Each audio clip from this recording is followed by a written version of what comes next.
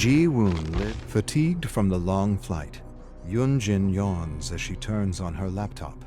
She landed in Rio de Janeiro just 2 hours ago, but her work cannot wait. Looking through her mailbox, she spots a dozen unread emails from an unknown user addressing her by name. Few know her as Yun-Jin. Most only know her as Magnum Opus. She clicks on an email.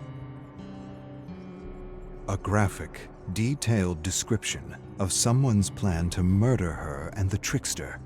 Signed, the trickster's #1 fan. Death threat. An abnormally specific one with a picture of her in the hotel lobby. Before the death of No Spin, she ignored such threats, but now, her manicured hand shakes as she reaches for her phone. The threat is too serious to be taken lightly. She calls her security crew for an emergency meeting. Outings are restricted to recording sessions and concert rehearsals only. A bodyguard is assigned to the trickster and herself. Everyone complies with the new rules except for the trickster, who argues against staying on the hotel premises. No surprises there. Her relationship with the trickster has been on the rocks for months now. He challenges every decision she makes, his ego pushing her patience to its limit. Because of their frequent creative disagreements, their next album is behind schedule, forcing her to produce 3 new songs while overseeing his tour. Her security expert confirms that the phones are ready. At her request, a tracking GPS application was installed on all company phones. No one else knows about this. If the trickster keeps testing her patience, this app will come in handy. It's for his own good, and hers.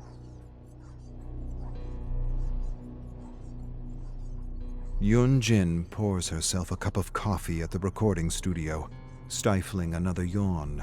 Her temples are throbbing. The jet lag is hitting her hard.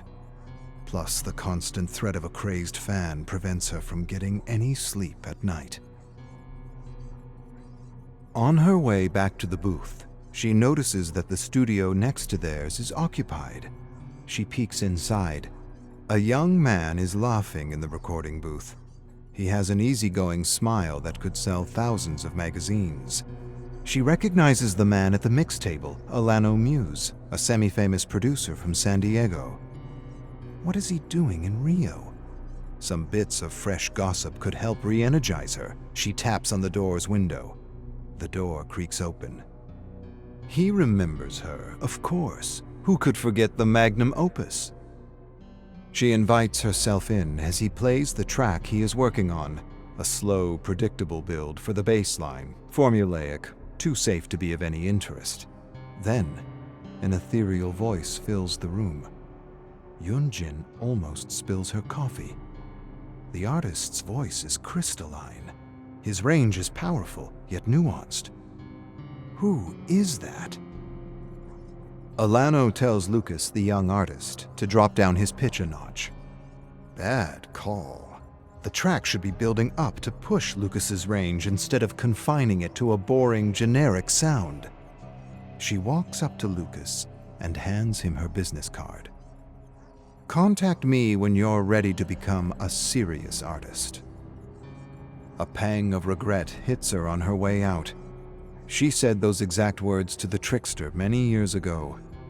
Back then, she looked forward to working with him. Those days are long gone. At the hotel bar, Yun-Jin takes a sip of her cold caipirinha, the sugarcane liquor smoothing the sour burst of lime. Why did she give that young artist Lucas her business card? It's not like she can produce him. Another pang of nostalgia. Another sip of caipirinha. She misses it, hunting new talents, the raw creative chaos of designing a bold sound, the adrenaline rush of the first album. Things are different now. Her time is split between handling the trickster's growing ego and following a generic, endless production cycle. Is this the cost of success? Producing music that makes her cringe, not to mention handling arguments about bodyguards and curfews while being threatened by a crazed, psychotic fan. Her life is so different from what she imagined as a little girl. Back then, music was the only good thing she had. She created tracks in her bedroom, imagining a stage of bright lights where she was safe, loud, and free. That is what pop music is to her, a vital dose of unapologetic release. Now, thanks to her success, she lives in a golden cage. Down goes the caipirinha. The bartender gives her a glance and she nods. Keep them coming. She calls Mighty One executives for a virtual meeting and gives them the news. Once she finishes the 3 tracks in Rio, she is done with the Trickster. She will move on to producing the launch of Trainees. A Mighty One executive cuts her off. They have more urgent business to discuss. Damaging rumors are trending online. A disturbed, delusional fan claims to have murdered someone at a Trickster concert. Yun-Jin closes her fists, her long manicured nails digging into her palms, anything to keep her hands from shaking again. She will handle this mediatic storm for her brand's sake.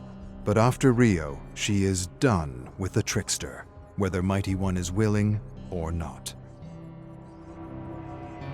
Yun-Jin leaves her security detail behind during the Trickster's rehearsal. What she is up to is not strictly legal after all. She shows her VIP badge at the doorman and enters the Trickster's changing room. Perhaps she could find something in here that could be a clue as to what the Trickster is up to. Amidst the flamboyant costume, she looks for a clue, receipts, notes, pictures. All she finds is a gym bag. Inside lies a water bottle, a few t-shirts, and his wallet. No bills or anything of interest in his wallet, except for his hotel room key card. Perhaps she is looking in the wrong place. Someone chatting loudly on the side of the door alerts her. She snatches the hotel key card and zips up the bag just as the Trickster's assistant walks in. Yun-Jin quells her thudding heart and keeps her expression impassive as she walks out. Whatever the assistant saw, she will not dare mention it, at least not to anyone who matters. Yun-Jin only pauses when she reaches the Trickster's hotel room, key card in hand. If she does this, there is no turning back. Yet if the Trickster is hiding something, she needs to know what it is before everyone else does, before it ruins her life. There can be no doubts. Yun-Jin pushes the door open. The Trickster's room is tidy, almost as if he barely spends time here. She goes through his luggage, a pile of odd clothes, all black hoodies and sweatpants, a black face mask, clothes she's never seen him wear on tour. A tap on the door. "Room service." Yun-Jin drops the face mask. "Come back later." She finds nothing odd in the room, except for a rare top-of-the-line sampler on his bedside table. Intrigued, she presses play. A series of loud, violent screams fill the room. The screeches sound genuine. Samples from a horror film? Yet she cannot fully shake her initial disturbing thought. What if it is genuine? What she finds next only enhances her discomfort. A sharpening kit for knives, whetstones and cleaning products, a whole collection of sharpeners. A past conversation overheard at the recording studio replays in her mind. Lucas, the young artist, introducing himself to the Trickster, asking about the flamboyant knife in his hands. The Trickster replying that he always keeps a blade on him. Yun-Jin picks up a whetstone. Why sharpen a stage prop? Sure, the Trickster used real knives to do stunt work as a kid, but it is no longer necessary.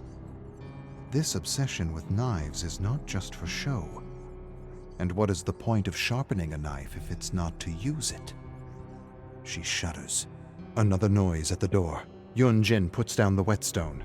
"I said come back The Trickster walks into the room, catching her off guard. Her eyes meet his. He is just the awkward kid I signed years ago. I will not let him drag me down. His outrage meets her fury. Yun-Jin picks up the sampler. "Where the hell do you wander off at night? And what is this twisted horror bullshit? What if the media got a hold of it? Your career would be over." Trickster sighs and admits that after the death of No Spin, his mind drifted to a dark place.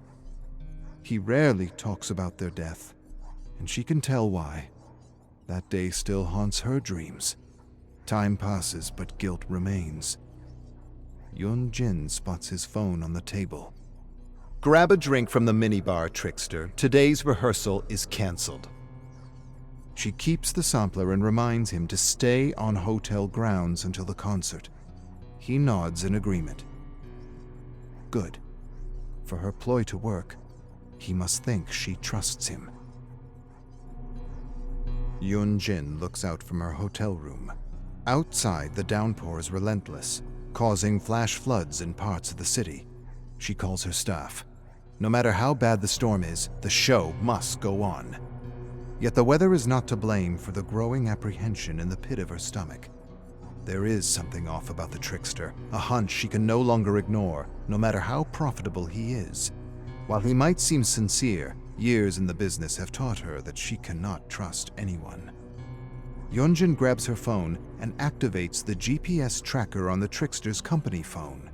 His location appears as a blue dot on the huge map of Rio. Her gut feeling is right. He is no longer on the hotel premises. The chase is on. Time to teach the trickster a new trick. Yun-Jin slows down near Trickster's location. As she approaches, a gray sedan suddenly speeds off. She checks her phone. The blue dot is getting farther away on the map. Trickster must be in the car that just took off. Yun-Jin stomps on the accelerator and speeds off. After a few turns, she catches up with the sedan, which makes a sharp right. Yun-Jin follows, yanking the steering wheel while stomping on the brakes. Her car drifts into the turn, gliding towards a wretched narrow alley. The sedan accelerates and swerves left, entering a narrow street. Yun-Jin repeats her maneuver and drifts left, but the wheels hydroplane on the puddled asphalt, and the car spirals out of control. A thundering crash! Yun-Jin's head is propelled onto the steering wheel. A flash of white light, then a burning pain follows, coursing down her body from her neck to her lower back. Yun-Jin coughs and gasps at the pain. For a moment, all she can do is breathe. When she exhales, the pain lessens slightly. Loud rock is blaring on the radio. It's so loud. She reaches forward and turns it off absent-mindedly. A spot above her left brow is burning. She touches her forehead softly and winces. A drop of blood drips down her finger. The windshield is cracked on the passenger side. Yun-Jin moves slowly, carefully leaning over. It's okay. Everything is okay. I'm okay. She looks out. The car crashed into a street lamp on the passenger side. This could have been much worse. A familiar ding interrupts her thoughts. Her phone. Yun-Jin slowly leans forward, her hand searching under the seat. She grabs her phone and unlocks the screen. A text message from the trickster. Help. Why would he ask for her help? Unless she missed something. Unless the trickster is not the one she is chasing. Yun-Jin's heart skips a beat. The death threat. The trickster's #1 fan. Perhaps the crazed fan found out about the trickster's nightly escapades and decided to strike. Kidnappings go hand in hand with death threats after all. She lets out a curse. In her rush to chase the trickster, she left her bodyguard behind. If anything happens to the trickster Ji-woon and she was too blind to stop it. No, she has enough guilt on her conscience already. Yun-Jin readjusts her seatbelt. She turns on the ignition and the engine coughs in response. She grits her teeth and tries again. It won't be like the fire. I won't give up on him. She turns on the ignition again. And again. On the third try, the engine revs back to life. She puts her phone back on the dashboard and follows the blue dot. Yun-Jin follows the GPS until she reaches a desolate parking lot facing several abandoned warehouses. The blue dot remains immobile. This is it. Ji-woon should be here somewhere. But where? As Yun-Jin steps out of the car, a heavy curtain of rain falls on her sore, shivering body. Daylight is cloaked by dark storm clouds. The parking lot is filled with broken-down cars. Yun-Jin uses her cell phone's flashlight to find the gray sedan. As thunder rumbles, her phone illuminates a bloodied handprint on a car window. She rushes to the door and peeks inside. A sudden blur of motion, she pulls the door open. A rat skitters out of the car. Some items lie on the back seat. Ji-woon's phone, a rag, and some rope. Yun-Jin closes her prickling eyes. She might be too late. There's no time to waste crying. If Ji-woon is still alive, he needs all the help he can get. Yun-Jin grabs her phone and calls the police, then her security crew. Whatever this crazed fan has planned, it ends now. Rumbling thunder. Yun-Jin is staggering through the rain, looking for a clue, a trail. An icy gust lashes her drenched body, but she cannot stop, not until Ji-woon is safe. A rat skitters over a puddle upon which lies a white business card. Yun-Jin picks up the blood-stained card and reads, "Magnum Opus, music producer." It's hers. With a shudder, she realizes she might know the person who kidnapped Ji-woon. Police sirens are blaring in the distance, but she cannot tell if they are coming for her or the several people caught in the storm.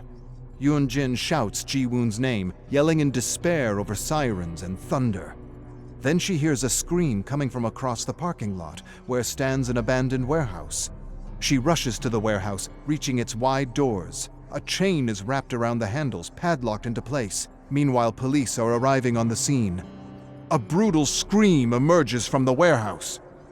She cannot afford to wait. What happened to No Spin cannot happen again. Never again. Picking up a lead pipe from the ground, she strikes the padlock again and again. Ji-woon! Ji-woon! The padlock breaks open.